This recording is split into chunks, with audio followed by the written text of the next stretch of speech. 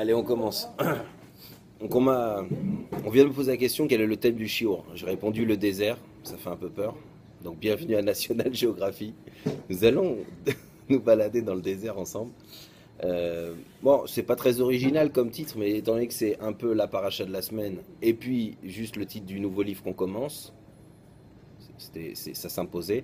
Mais en fait, on va plutôt essayer de voir, euh, essayer de comprendre pourquoi c'est tellement important cette rencontre du désert, Shavuot qui arrive, pourquoi Kadosh Baruch Hu, il a Dafka choisi un désert, qu'est-ce qu'on peut en apprendre comme moussard, comme plein de choses sur ça, et surtout pourquoi c'est tellement valable et important pour nous aujourd'hui de se rappeler que la Torah, c'était dans le désert. C'était au Har Sinaï, on connaît l'humilité de cette montagne en particulier, etc. Mais là, on va, je vous dis, s'occuper du désert parce que, d'abord, c'est la paracha de la semaine, c'est le livre où on est engagé maintenant, d'accord? On rentre dans le livre de Bamidbar. Et aussi, tout simplement, parce que ce livre-là, il est spécial. Alors, ils sont tous, évidemment, il y a toujours une spécialité dans chaque, mais ce livre-là, il est appelé le livre des Pikoudim aussi, le livre des noms, le livre des ordres. On l'appelle aussi, c'est un autre nom un peu, enfin, un peu plus bizarre, c'est le livre des marloquettes, des disputes, c'est sympa. Et c'est vrai qu'il y a des sacrés. Bon, il y a toujours eu des embrouilles hein, depuis Bereshit, hein, on a remarqué que c'est sport d'être juif, mais, mais c'est vrai que dans ce livre-là, il y a des marlokot Bilam, il y a évidemment Korah, enfin il y a des choses, waouh, il y a du lourd quoi, en termes de marloquettes.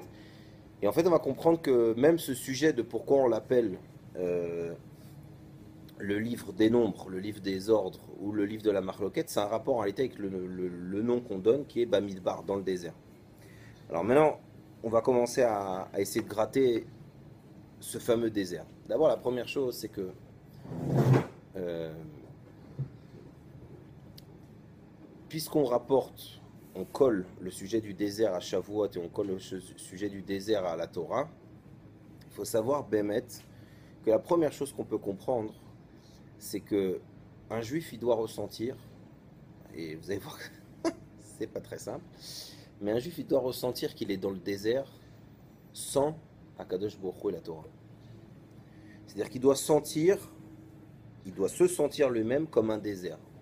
Alors c'est quoi? Il faut que ça gratte, le sable, quel rapport? Je vais vous expliquer. Le désert, il n'a pas d'identité. Le désert, il n'a pas vraiment de nom. Si on en donne pour les repérer, mais ça n'a pas de direction. Le principe du désert, c'est de se dire, voilà, à droite, à gauche, je suis. Il n'y a rien, il n'y a rien. Le désert, c'est rien. Et bien, il y a quelque chose qui est intéressant dans ça. C'est-à-dire qu'un juif, c'est quelqu'un qui doit vraiment, d'abord pour recevoir la Torah, il doit se sentir un désert, il doit se sentir vide, il doit se sentir sans identité, il doit se sentir. Il doit avoir ce sentiment-là de désert, justement pour pouvoir après, sur cette base-là, se connecter à Dieu de toutes ses forces. Plus que ça, vous savez qu'on est comparé aux étoiles, mais les étoiles c'est joli, ça brille, ça a des formes. On est aussi comparé au sable. Alors le sable là, ça brille pas, ça sert à rien. Un grain, le grain de gauche ou le grain de droite, quelle différence? Ça racole, c'est du sable. Et bien là aussi, justement, ce qui est bizarre, c'est qu'au moment où on arrive dans le désert, où on pourrait dire, bon ben voilà, puisque tu me dis que j'ai pas d'identité ou que cet endroit-là il est vide, etc. Alors, bon alors moi ou quelqu'un d'autre ce grain de sable ou un autre, et on dit non. Ça s'appelle aussi le livre des ordres, le livre du Pikoud. Ça veut dire quoi? Ça veut dire que si Dieu il a fait Keilou, il a profité du désert, c'est-à-dire cet endroit où il n'y a rien, ça n'appartient à personne, c'est la direction nord-sud, il faut vraiment être bon pour s'y retrouver. Et bien justement cet endroit qui paraît être complètement vide, et ben c'est justement là où il va te donner tout ton rôle. Justement là où il va te dire tu mets important toi. Alors maintenant, comment on va tout de suite aller vers le gros du sujet? Mais je voulais d'abord vous donner juste cette petite idée parce que très souvent, on est, on se rend pas compte. Vous voyez, arrive Shavuot, très souvent, on se rend pas compte qu'on a besoin de montrer à Dieu et on a besoin de réveiller chez nous le sentiment que c'est lui qui est important. Sa Torah, elle est importante. Lui, il est important. C'est important que nous, on lui, comme on dit, Kiddush Hashem, qu'on on parlait des brachot du nom de Dieu tout à l'heure, qu'on lui donne sa place à Dieu. Mais il n'a pas besoin de nous, il la prend et de toute façon c'est lui. Oui, mais d'un autre côté, à chaque fois, tu dois arriver chez toi te dire, mais qu'est-ce, qu'est-ce que je suis si j'étais pas allé dans ce désert? Qu'est-ce que j'aurais fait si j'avais pas reçu cette Torah? Et Birlal, qui je suis sans le maître du monde? C'est-à-dire qu'il faut réveiller un peu ce sentiment de, comme je dis, que nous-mêmes on est un désert, qu'on n'est rien, Shum Davar, du sable, y a rien. Faut un peu se sentir comme ça, faut un peu se sentir comme ça pour être capable après de recevoir toute l'identité, la force que Dieu veut nous donner. C'est pas pour se briser, je répète, c'est pour faire de la place au dévoilement de Dieu. Maintenant, et là c'est important, on va rentrer dans le vif du sujet. Une des explications pourquoi Kadosh Baruch Hu, justement, cette rencontre, elle a eu lieu dans le Midbar, c'est que, dans le désert, c'est que, et là ça va vous plaire, c'est que si la Torah avait été donnée à Tel Aviv, alors les mecs ils auraient dit, je suis à la capitale moi, je suis à Tel Aviv moi. Le mec à Beersheba c'est un paysan, il n'a rien compris. Si la Torah avait été donnée à Jérusalem, Yerushalayim, Mirakodesh, mais Tel Aviv, ils comprennent quelque chose ces mecs-là, ils sont chahers. Si la Torah l'avait été donnée dans un makom avec du business, on aurait dit la Torah, c'est le business, et les pauvres, les agriculteurs, ils n'ont rien. Si la Torah l'avait été donnée chez les agriculteurs, on aurait dit moi, ces abrutis toute la journée à faire des chiffres et des calculs. Donc le principe que la Torah elle est donnée dans un no man's land, entre guillemets, dans un endroit presque neutre, vierge. C'est pour dire que hein le principal, c'est les Bédouins. Hein Sûrement, parce qu'il le cache dedans en plus. Ça veut dire quoi? Ça veut dire qu'il voulait nous donner d'Afka dans un endroit comme ça pour que tu commences pas à dire la Torah, oui, mais la Torah, si j'étais à Tel Aviv, la Torah, oui, mais si je suis un agriculteur, la Torah, oui, mais si je suis un businessman. Parce que évidemment, au moment où on me la donne, entre guillemets, les conditions jouent. Donc j'aurais pu dire, écoute, je peux pas faire la Torah, puisque quoi? Puisque moi, quand je l'ai reçu, la Torah, d'accord, mais quand j'ai reçu, j'étais comme ça, j'étais à tel endroit, j'avais telle possibilité, etc. Là, il a dit non, moi j'essaie de trouver l'endroit géographique le plus vide, le plus vidé de tous les symboles sociaux, économiques, tout ce que tu veux, pour que bien que tu commences pas après, quand tu vas lire le contenu de la Torah, parce qu'au début on a dit, et là c'est peut-être la première erreur commerciale d'un juif, ce qui est quand même grave, on a dit Naaseh Venishma. Truc, c'est anti-commercial par excellence. Dire, ouais, je signe, après, au fait, alors c'est quoi que tu m'as vendu? Une voiture? Ah non, un bateau. Ça fait peur. Bon, on peut faire des erreurs, mais c'est évident, je vous dis, c'est évident qu'il y avait à ce moment-là, dans ce désert-là, que le Baruch Hu, il voulait surtout pas qu'après, tu puisses dire la révélation que j'ai avec la Torah ou le lien que j'ai avec la Torah, il est aussi dû à comment tu me l'as donné. Tu me l'as donné de la main droite, donc on va faire comme ça. Tu me l'as donné à tel endroit, donc c'est Shayar Tel Aviv, c'est plus Shayar que moi. C'est Shayar ce Zman. Parce que ce qui est bien dans le désert, c'est que, à part les gens qui sont nés là-dedans, le temps, heureusement qu'il y a le soleil, quoi. Il n'y a pas de monte là-bas. C'est ce que tu as failli dire. Tu as commencé à faire ça, Ouais. faire table rase. Voilà, voilà, table rase, il n'y a pas de temps, il n'y a pas d'espace, c'est compliqué le désert.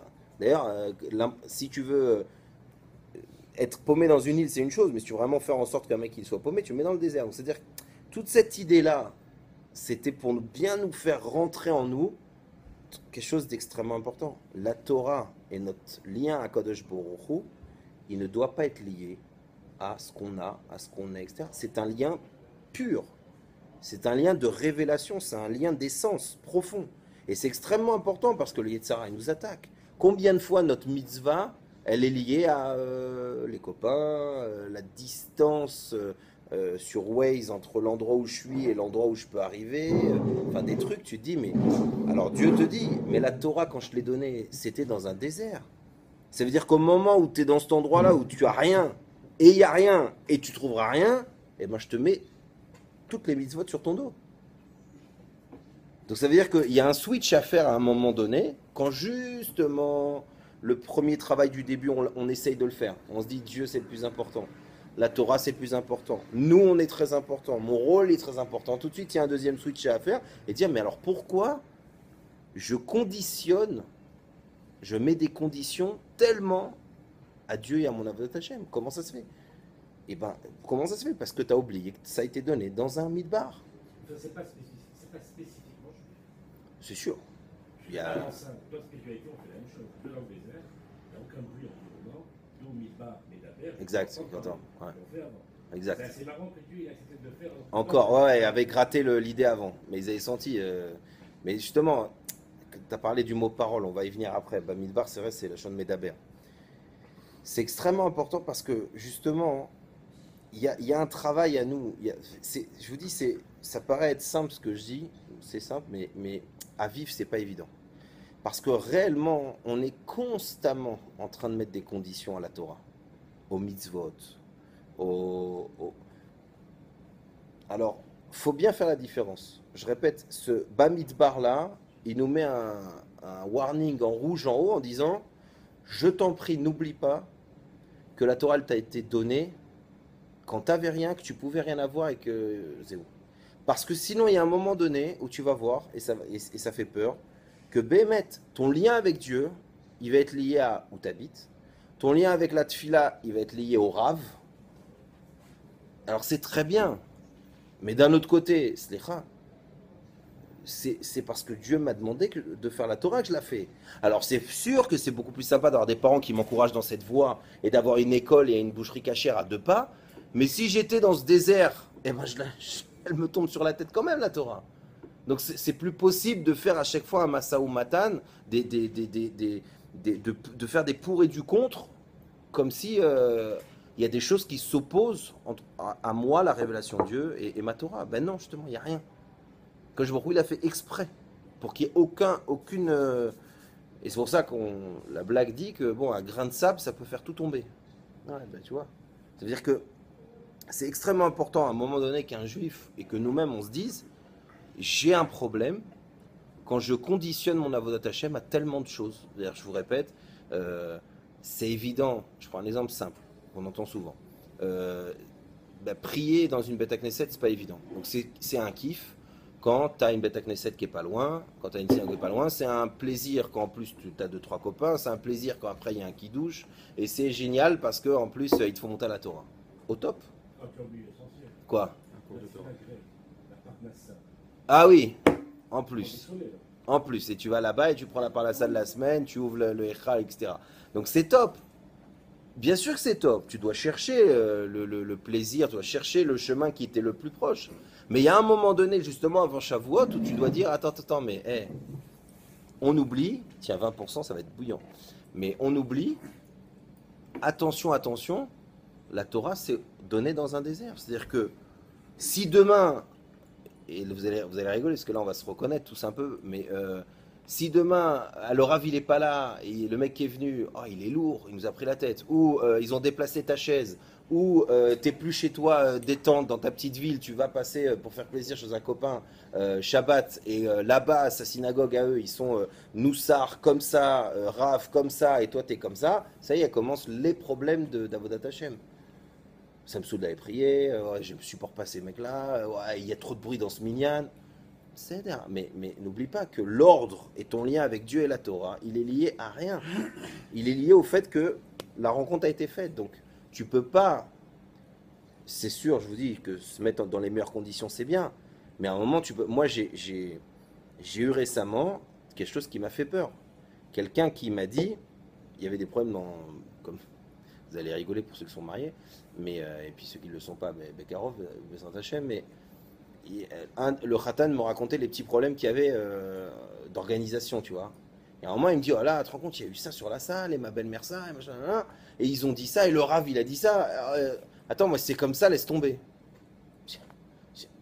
Alors bon, j'ai fait exprès d'amplifier mon étonnement, et il s'est retourné à moi, il me dit, qu'est-ce qu'il y a?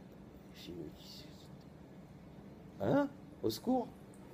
Attends, tu les as fait les cours où on te dit qu'un homme, une femme, la neshama, la rencontre, 40 jours avant que tu nais, le mariage, Kodesh à Kodashim, la maison, Nida, la pureté du Ham Israël, le machin. Tu les as fait ces cours-là? Alors donc il y a un retard, le traiteur sait pas ce que tu veux, et le Rav il t'a fait une blague pas marrante sur ta belle-mère. Au revoir. Au secours. Mais au secours. Le problème c'est qu'on est vite tous amenés chacun dans un sujet à être comme ça. Donc c'est pour ça que quand j'insiste en disant n'oubliez pas, je vous en prie, venez quand on commence à paniquer, on s'imagine dans un désert, mais genre il n'y a rien, il n'y a même pas ceux que j'aime et ceux que j'aime pas, il n'y a rien. On se remet dans ce désert-là physiquement et dans notre tête et on se dit c'est quoi cette lumière? Oula, ça fait peur. Ah ben voilà, Dieu, Torah. Vas-y mon beau, commence.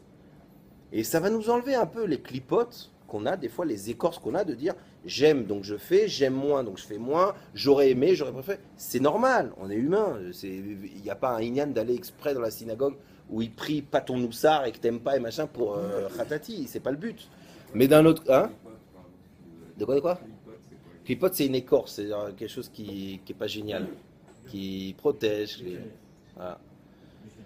Et donc, bon, alors, tiens, faut un peu tu vois, à Pessah, on fait le ménage, on a aussi des écorces sur nous, faut un peu tu vois, parce qu'il y a un sujet de la Torah où la Torah, elle est au-dessus de toi. Rappelle-toi, c'est toi le désert. Si tu te sens petit vis-à-vis de Dieu, alors c'est plus important la tfila avec Dieu que est-ce que toi, le masgan, il est bien dirigé vers toi et pourquoi le mec, il s'est mis juste devant toi alors que tu pouvais allonger tes jambes.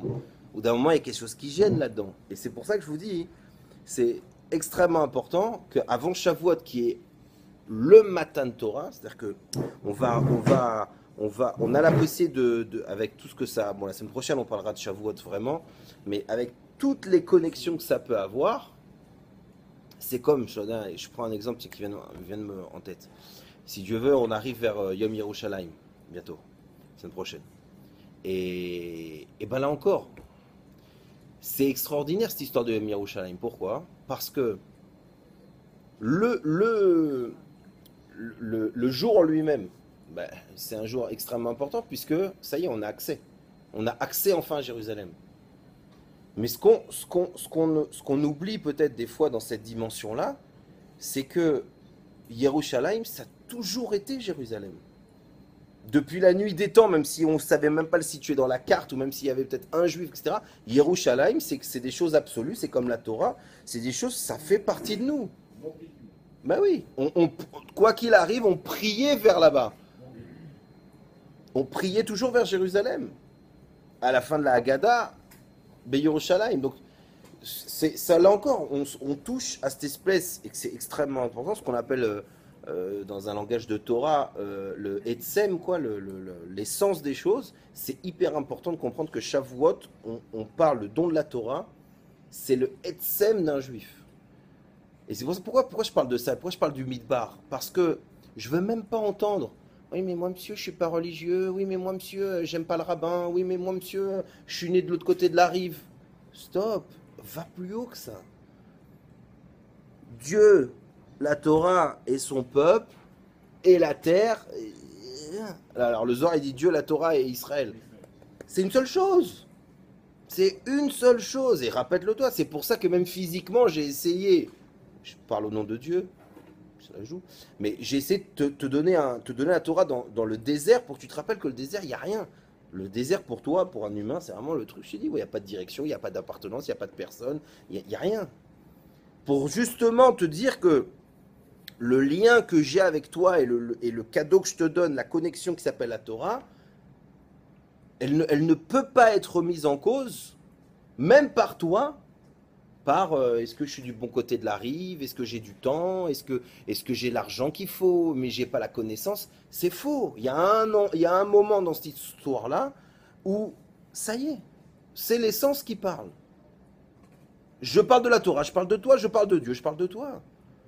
Et c'est important de se mettre dans cette situation-là, parce que je vous répète, même à Shavuot, moi j'adore, je comprends, mais j'adore quand des fois on finit une fête, et puis il y a quelqu'un qui me dit ah là, j'ai Shavuot, j'ai fait un bon Shavuot. Alors, je comprends, alors, peut-être qu'il a eu un super gâteau au fromage de sa femme, peut-être qu'il a pas cligné de l'œil pendant la veillée, peut-être qu'il a fait une super tefila. Tu vois, mais mais moi des fois ça me fait rire, tu vois. Ah, j'ai fait un bon truc parce que je me dis mais il y a un moment donné où d'abord on se met pas les notes tout seul quoi. Donc tu vois, Shavuot 15 sur 20. Va savoir, ça se trouve Dieu il s'ennuyait, il te regardait, il dit qu'est-ce qu'il fait ce mec là, tu vois, et il a préféré comme dans les histoires du Baal Shem Tov. Baal Shem Tov c'est Shavuot, d'accord? Dans l'histoire du Baal Shem Tov où il te dit des fois c'est un mec avec sa brebis qui a changé les choses. Et les autres qui étaient en train d'étudier, ça bougeait pas. Ça bougeait, mais il manquait encore un etsem. Il manquait un truc qui est au-delà des calculs, au-delà. Et ben justement, le désert, c'est un endroit où il n'y a rien, et c'est important de se motiver dans cette essence-là, de se dire, je ne dois pas, quand je me parle à moi en premier évidemment, hein, mais on ne doit pas et on doit vraiment se battre pour à un moment donné dire Dieu, la Torah et moi, c'est une seule chose, donc il faut que j'arrête, et vous allez rigoler évidemment, de faire entrer Amalek, qui lui nous a attaqué dans le désert, qui nous a attaqué justement quand on va commencer à être un peuple, ouais, ceux qui baissent, et il attaque quand on devient un peuple. Et pourquoi le peuple? D'ailleurs, il y a écrit Amalek, c'est Am, un peuple, Loké, je frappe le peuple. Bilam, c'est Bli, sans Am. Donc les personnages qu'on va rencontrer dans le truc Bamidbar, ils s'attaquent à notre notion de peuple. Mais pourquoi? Mais parce que nous on connaît le secret. Justement, au moment de Shavuot, on est vraiment devenu un peuple. Et on était un peuple uni. Et un peuple, un seul homme. Attends, on était un, on était tous. Ah, c'est faire Pikoudim. Attends, on est tous un, mais on nous compte. Ah, c'est la même idée. On est un seul homme. Mais attends, et les femmes? Non, c'est un seul. Alors quoi? C'est en même temps l'unicité et en même temps tout le monde compte. Cette idée-là, elle est extraordinaire, mais elle dérange. Pourquoi? Eh ben, très simple, pourquoi elle dérange? Parce que si la Torah, c'est une philosophie, c'est un art de vivre, c'est comme un accord entre toi, et d'ailleurs, toi et moi, Max, on est d'accord qu'il faut des péotes, et puis deux, ils sont pas d'accord, donc on va les mettre un peu plus loin. Si c'est qu'une question d'histoire d'homme, entre guillemets, d'affinité, eh ben super. Il y a un moment donné où un jour on va venir, on va dire écoutez, arrêtez de vivre comme le Moyen-Âge, c'est suffit, ça y est, on a. Ouais. Ouais, ouais, les minimums quoi. Exactement. La paix à tapis à la on est tous. Exact. Donc ça veut dire quoi? Ça veut dire que il y a vraiment ce sujet que, au bout d'un moment, ben, c'est un club. J'y adhère pas. Moi j'aime le sport, toi t'aimes pas. Bon ben chacun sa vie. Mais dès qu'arrive le sujet du peuple, donc de Israël, avec ceux qui aiment, avec ceux qui aiment pas, avec ceux qui disent non, avec celui qui a Tel Aviv, et que là la dimension de l'essence se réveille, là Amalek il a peur. Donc il est capable de faire des choses qui vont rien changer. Quand on compare son action à tu mets des glaçons dans du feu, parce qu'à l'époque c'était vraiment ça. Qu'est-ce que tu t'attaques au Ham Israël avec ils ont des nuées partout, il y a Dieu, il y a eu un spectacle d'une année entière où tu as vu que Dieu il est assez proche d'eux. Qu'est-ce que tu fais le malin? Qu'est-ce que tu crois que tu vas faire? Il s'en fout. À partir du moment où il peut juste mettre le doute, ou refroidir, ou affaiblir, en avant, ça lui plaît. Pourquoi? Qu'est-ce qu'il veut affaiblir? Il veut affaiblir. Pourquoi? Parce qu'on va rentrer dans la terre. Et dans la terre, qu'est-ce qui va se passer? On va commencer à se séparer. Il y en a qui vont habiter dans le nord, et dans le nord, on est nerveux. Il y en a qui vont habiter dans le sud, et dans le sud, ça baba. Marseille, ok, cool. Il y en a qui vont commencer à être près de la rive, donc ils vont commencer à faire du business, donc ils vont commencer à avoir une cravate. Il y en a qui vont être avec des bottes parce qu'ils sont à côté de la boue. On va commencer à se déplacer et à être placé dans des endroits où on va créer une identité qui nous est propre. J'habite ici, je suis comme ça, machin, etc. Et on risque de perdre quelque chose, c'est notre essence. Le fait que, avant tout, on s'en fout d'être juif avec une cravate, d'être juif avec des bottes, t'es juif. Donc, et la Torah t'est donnée. Et t'a été donnée. Donc ça veut dire que quoi? C'est-à-dire que Amalek, quand il a senti que là, on allait passer du stade de le petit groupe qui se balade dans le désert, deux, trois tribus qui s'aiment bien, d'autres qui sont trucs, quand il a compris que ça allait, la révélation allait être faite, le Matan Torah va être fait, on va rentrer en Eretz Israël, ce que tu veux, ces connexions-là qui rappellent que on est un avec Dieu, par essence, là c'est la guerre. Le problème, c'est que ce qui est marrant, c'est que Amalek, lui, il est prêt à se tuer pour ça, pour séparer le nom de Dieu, pour faire en sorte qu'on ne soit pas comme ça. Et nous, bah, des fois, ça ne nous bouge pas, même pas du lit, quoi. Dieu est avec toi, reste Israël, ça, il dit. Ah ouais, attends 2 secondes, ouais. Oh! Ah, non, parce que je suis sur Candy Crush, hein, excusez-moi. Non, vas-y, continue, c'est intéressant.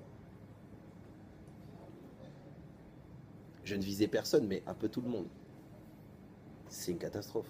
Ça, le virtuel, c'est ce qu'il y a le plus loin de l'essence. Parce que ça, c'est même pas toi. La preuve en est, c'est que sur une photo, tu peux être sympathique. Je veux te voir à 4 h du matin, moi. C'est-à-dire, il y a un vrai bug. Je vous parle de ça pourquoi? Parce qu'on parle souvent de Shavuot comme une connexion. Aujourd'hui, on peut avoir des connexions très rapides avec tout le monde. J'ai dit au Chiro, j'étais dans une autre société, bon, Hachem, que Dieu vous bénisse.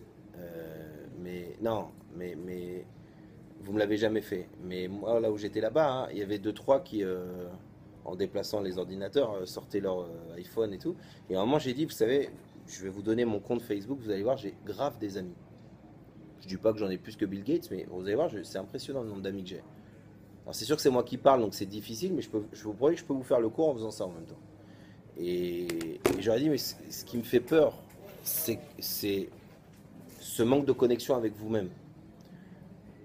Parce que c'est avant tout ça. Et je leur ai expliqué que quand je parle à mes élèves et qu'ils me disent non, mais là c'est parce que je suis en cours de maths, c'est pour ça que, parce que comme je suis nul en maths, alors je suis sur mon téléphone. Et là, j'ai dit, mais tu comprends pas que moi j'ai des mecs qui ont 40 ans de plus que toi et qui me font le même coup. Tu es juste en train de prendre des habitudes terribles, de pas être connecté à l'essence. Ce virtuel-là, ça vous déconnecte. Je dis vous, parce que c'est un combat, mais petite parenthèse, Harido, c'est ce que dès que tu dis non à quelque chose, t'es Haridi. Bon, donc petite parenthèse Haridi, faut faire super attention. Super attention, parce que... C'est vraiment Haridi est très réel. Ouais, hein, c'est un peu honteux. Hein. Mais bon, mais je suis passé à Bnei Brak en bus, ça a dit. C'était très dangereux. Aussi, ouais, aussi. Attention, les bike posts, les 40 ans aussi, il fallait pas les prendre en photo. Ouais. Maintenant, on a des trucs.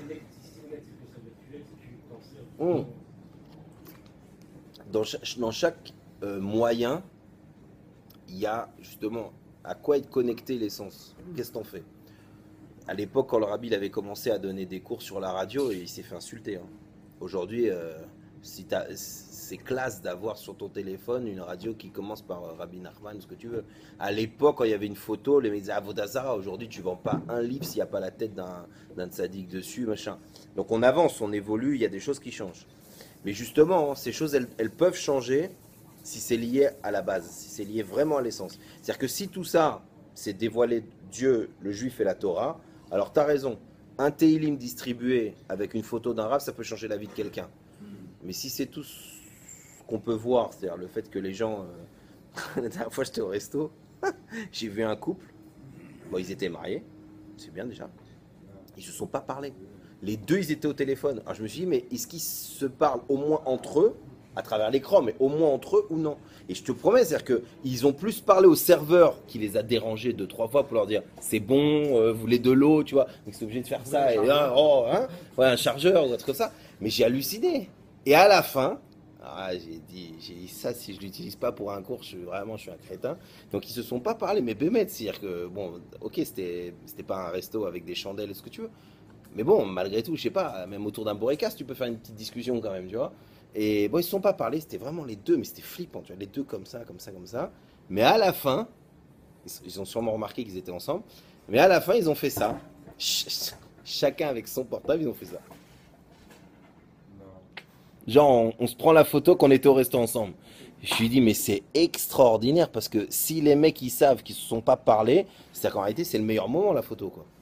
Au moins, ils étaient un peu ensemble. Et j'ai vu ça, j'ai dit, waouh. Alors attends, ça fait combien de temps qu'Internet et tous ces trucs-là s'est diffusé?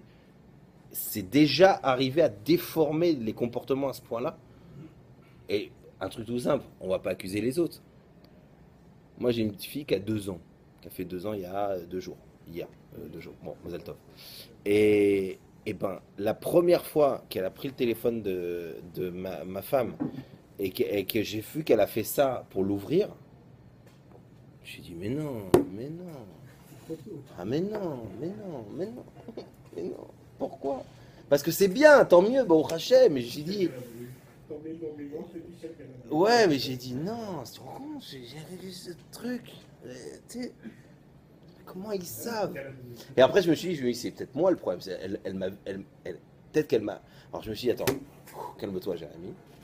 Je me suis dit, attends, est-ce qu'elle fait aussi d'autres choses comme ça, de façon tellement TV automatique? Alors... Ouais, non, si elle fait ça, je me pends. Si elle fait un selfie, je me pends, tu vois. Mais non, mais tu sais pourquoi c'est marrant? Parce que je me suis dit, bon, alors aussi quand je lui dis bye bye, elle fait ça. Quand je lui dis bisous, elle fait ça. Quand je lui dis schéma, elle fait ça. Mais bon, faut regarder du coin de l'œil. Ça va vite. Ça va vite. J'ai vu la dernière fois, j'étais à côté de tout, et bon, il me voit tout le temps appuyer sur le téléphone. Donc il s'amusait à appuyer juste sur le bouton. En plus, le mien il ressort un peu. Et à un moment donné, il appuie et il s'est mis à parler, le Cyril. Là. Ah oui, oui. Et il lui répondait comme ça. Un pote. Il s'est fait un pote. Ouais. Alors, question. Non, mais ça veut dire que. Ouais, il lui répondait. Ouais, magnifique. Non, non, non, mais nous. Non, Non, mais c'est pour ça que il y a un élève qui a montré récemment, enfin là, il y a 2 jours, il m'a mis un casque dans les oreilles. Lui, il était dans le bureau d'à côté et il mettait de la musique, ce qu'il voulait, tu vois. Il voulait m'expliquer. Il me dit, regarde, quand tu veux augmenter, fais comme ça. Quand tu veux baisser, fais comme ça. Quand tu veux changer, fais comme ça. Et waf, pour arrêter. Et après, ouais, non, par réflexe, j'ai levé la patte. Mais bon, après, je me suis calmé. Mais je dis, qu'est-ce que c'est que ce truc? C'est gigantesque, la vitesse à laquelle ça va. Je lui dis, bientôt, quand on va faire naître un bébé, on va dire Mazel Tov. Et en même temps, on va dire, vous voulez quelle puce? Parce qu'ils vont lui mettre une puce au gosse à l'entrée, tu vois. Comme ça, quand il est grand, il dit juste, go, là. Hop, et ça commence, tu vois, parce qu'on va pas perdre de temps.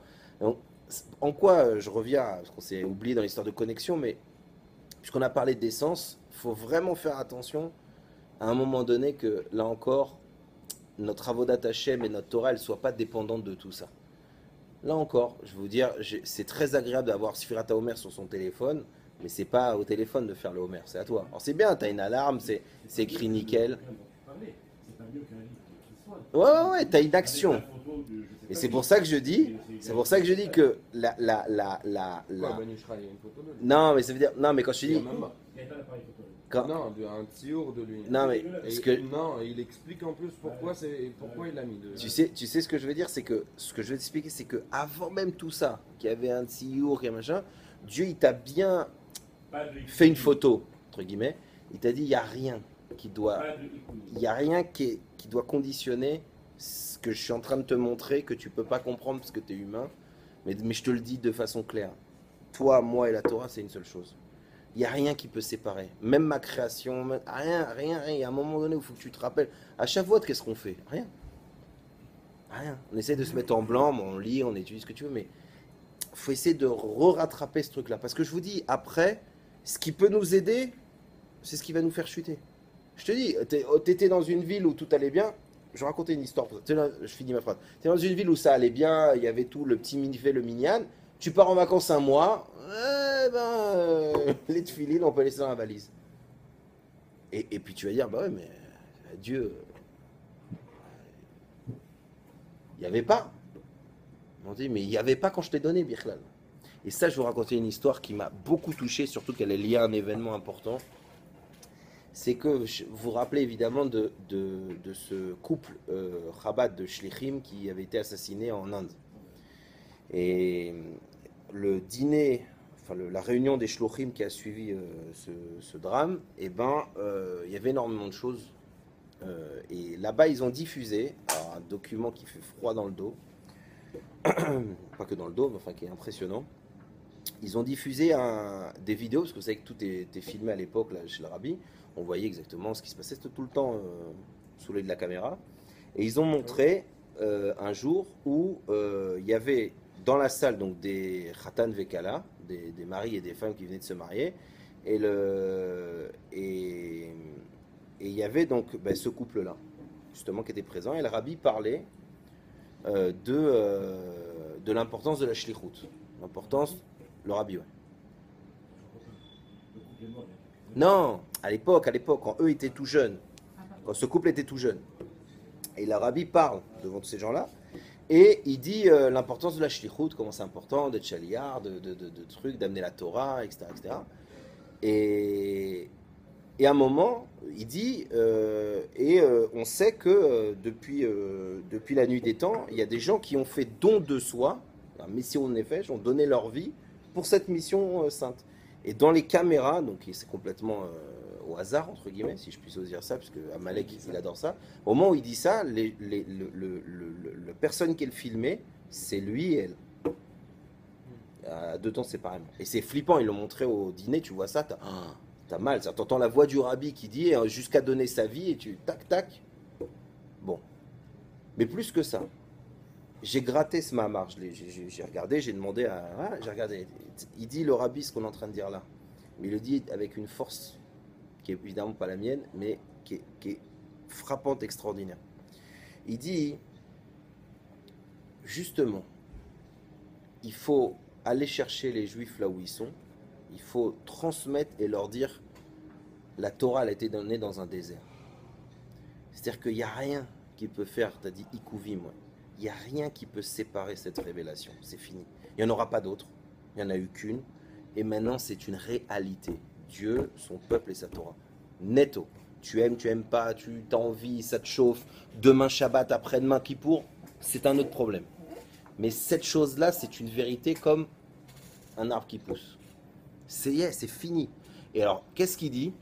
Regardez la puissance. Il dit, et donc un chaliar, c'est quelqu'un qui doit, là où il arrive, même si on le jette dans un désert, parce que c'est vrai que des fois, il y a une sikha une fois où il y a un chaliar qui va voir le rabbi, il dit excusez-moi, il y a une erreur, j'ai cherché l'adresse, il n'y a rien, de rien.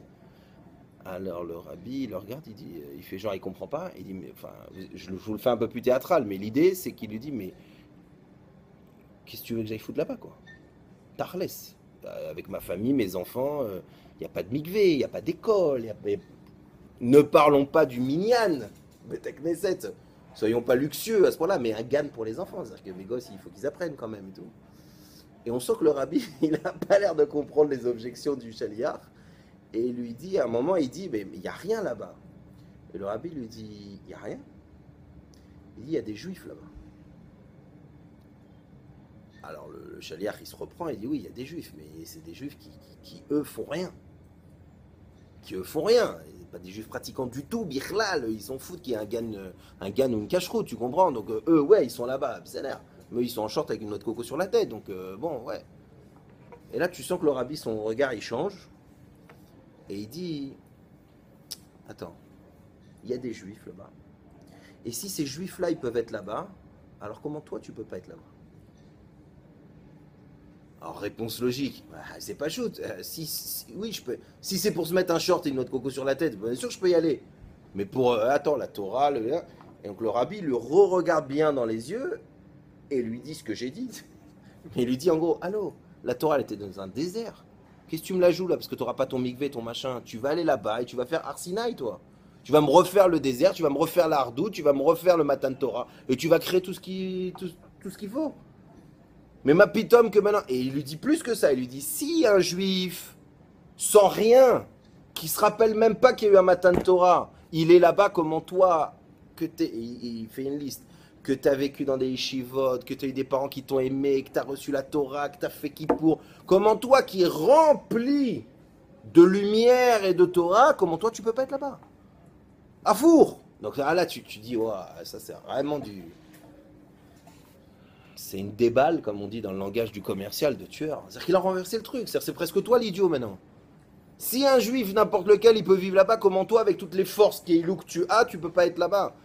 Et toi, tu disais, mais attends, mais c'est moi le bon juif dans l'histoire. Attends, monsieur le rabbi, excusez-moi, la viande cachère, mes enfants, vous savez, ils étudient le chassidut le matin, et il t'a mis une claque dans tout ça en te disant, allô? Alors parce que Dieu, il t'a donné le luxe, il t'a donné tout cet environnement, ta Torah à toi, elle est même liée à ça. Elle est à ces conditions-là, mais t'as pas compris, on a reçu la Torah, blam, tous, dans un désert. Alors vas-y, va, justement, t'es plus fort que ce mec-là. Ce mec-là, il a rien, il a besoin d'un short et d'une noix de coco, mais toi, justement, t'as plus de force. T'as de la Torah, t'as la Imouna, t'as la prière, t'as ce que tu veux. Alors va là-bas et sois performant. Fais de ce désert une révélation de Dieu. Et donc tu vois que dans ce Mahamar qui est très fort, parce que, je vous dis, fort de conséquences, parce que c'est Dafka, le jour où on les a filmés, ce couple-là, etc., qui a vraiment... vous vous rappelez que les mecs étaient rentrés là-bas et c'était des goïms. Et ils les avaient reçus parce que ça fait partie de tout le système, etc. Donc ça rentre vraiment dans cette idée.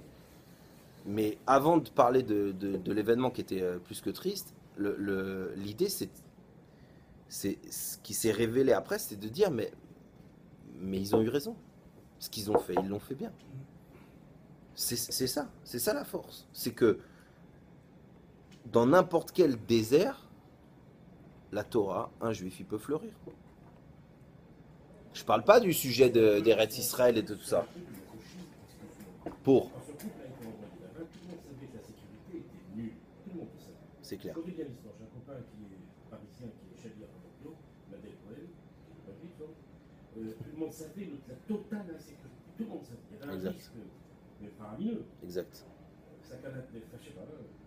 C'est vrai. C'est une question qu'on peut se poser, mais c'est vrai aussi que il n'y a pas un sujet en réalité. C'est le rabbi lui-même qui désignait. Ouais. Ouais. C'est Mounat Il y a- Rafamim, alors, c'est tout. À l'époque, ouais. C'est le rabbi qui désignait les shlochim et qui les envoyait. Ah ouais. Et c'est vrai qu'il y a quelque chose. Il y a un sujet de toi-même. De toi-même, il n'y a aucun sujet de te mettre en danger ou de. T'as pas demandé de te tuer pour attendre, t'as demandé de vivre. Mais c'est extrêmement important aussi, je répète, de pas conditionner les choses. Moi, ce que j'ai aimé dans ce Mahamar, c'était que le rabbi, il est en train de te renverser la vapeur en te disant, n'oublie pas que tu as de la chance, n'oublie pas que Dieu, il t'a gâté. Voilà, il t'a mis dans un environnement où tu étais protégé, il t'a donné la Torah avec Ava, il t'a donné des mechanrim, il t'a donné toute une ambiance ou truc. Alors tu es plus armé. Tu es plus armé. C'est sûr que tu vois une bagarre de loin, tu te dis est-ce que je mets truc. Mais si tu as un insigne, un flingue et tu as un képi, ben fils, c'est ton job. Vas-y et excusez-moi, qu'est-ce qui se passe, monsieur? Il y a une embrouille. Donc ça veut dire que quoi? Ça veut dire que il faut comprendre vraiment que le rôle de chacun, parce qu'on ne parle pas que des shlochim chabad, parce que c'est particulier et c'est un tafkid officiel, quoi. Mais on a tous ce sujet-là. On a tous ce sujet de ne pas abandonner la Torah et de pas dire qu'il y a un endroit, où il y a pas, où il peut ne pas avoir de Torah, où il peut ne pas avoir de juifs. L'inverse. Et si tu es chabia, de ne pas aller à Machiaou, comme un terrible. Ouais. C'est dans le désert, justement. Ouais, exactement. C'est pour ça que justement, exactement. C'est pour ça que on est tous shlichim de. Il y a des déserts. Il y a des gens qui ont un désert de connaissances, il y a des gens qui ont un désert de sentiments, il y a des gens qui ont un désert d'amis, il y a des gens qui ont un désert de connaissances, d'argent, de Shabbat, un truc. Mais ben, Dieu te dit, c'est ton rôle d'aller dans ce désert. Moi, j'ai fait exprès de t'amener là-bas où il n'y avait rien et de le faire fleurir, et d'en faire quelque chose. Yerushalayim, ça t'a toujours appartenu et c'est écrit dans la Torah avant même que ça existe. Mais il y a un moment donné où il fallait rentrer, tirer et mettre un drapeau. Il fallait que ça soit à toi. Donc c'est-à-dire qu'il y a quelque chose d'important et qu'il faut réfléchir avant Shavuot, c'est que la Torah, elle t'a été donnée. Mais après, c'est à toi de savoir si tu veux que ça reste dans l'armoire ou si tu veux en faire quelque chose. Le désert, si toi tu te sens un désert, tu te sens pauvre, tu auras des forces d'aller construire les choses. Mais si toi tu te dis, bon, la synagogue elle est là, et puis elle m'attend pas, et donc si j'ai envie j'y vais, si j'ai pas envie j'y vais pas, il y a un problème. Il y a un manque. Ce manque-là, il est quoi? Il a un manque de comprendre que ta Torah elle est liée à rien. Ta Torah c'est une essence, ton identité c'est une essence, Dieu c'est une essence, et ça ne peut pas, et tu ne dois pas, et tu dois arrêter Amalek dans sa course pour te refroidir, pour t'affaiblir. Tu dois te battre contre les marlokot, tout ce que tu veux. Pourquoi? Parce qu'il n'y a pas de marloquet dans cette chose-là. Il n'y a pas de marloquette. Dieu existe. La Torah a été donnée par Dieu et elle a été donnée au Ham Israël. Il n'y a pas de marloquette là-dedans. Personne ne doit mettre un grain de sable dans cette chose-là. Le problème, c'est que nous, on le fait. Nous-mêmes, on le fait. Est-ce que Dieu, est-ce que pas Dieu, est-ce que la Torah, c'est vraiment l'identité d'un juif? Oui, mais alors, quelle est la valeur d'un juif qui ne fait pas la Torah? C'est des fausses questions. C'est quoi? Mets-toi, hop, comme ça, sous le jet de Shavuot et stop. Ce n'est pas vrai. Est-ce que Max, ce qu'il vient de dire là, Dieu existe ou pas, la Torah Israël, ce sont des dogmes ou des postulats. Des gros mots, par exemple. Ça veut dire que Bémet, il y a un moment donné où il faut toucher à cette essence-là, mais aussi pourquoi? Parce que même celui qui est, allez, il a plus besoin de preuves de l'existence de Dieu. Il a plus besoin, même les gens qui ont leur identité juive plus ou moins propre. Je parle pas de ça. Le problème, c'est que même quand tu as tout ça, on l'a expliqué. Tu conditionnes tout. Et on te dit, mais arrête. Tu peux pas prier parce que tu as un sidour. Tu pries parce que tu dois parler à ton créateur. Parce que tu peux le louer. Parce que tu as besoin de lui demander des choses. Parce que c'est là-bas que ça se poste, les adresses. Alors après, tu vas aller aussi à la banque. Mais c'est là-bas que ça se passe. Et ainsi de suite. Il faut réveiller chez nous avant Shavuot, je vous dis. Il y a tout un travail qui doit se faire. Évidemment, c'est pour ça qu'on arrive à tout le sujet de Yesod, etc., de comment on s'attache aux choses. Évidemment, la Brit Mila. C'est terrible, regardez. Quelqu'un qui humanise trop les choses.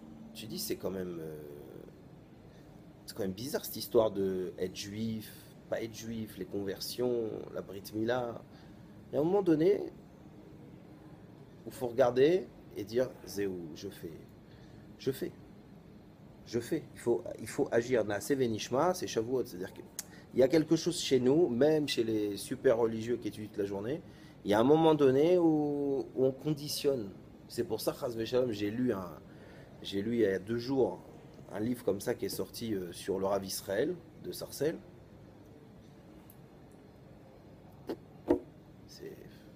Chaque page, c'est génial. C'est un phénomène rare. Ouais, mais c'est Comme le Rabbi Moon dans Marseille. Je connais. de Mimoun, ouais, bien sûr je connais. C'est gigantesque cette absolue qu'ils ont avec la Torah.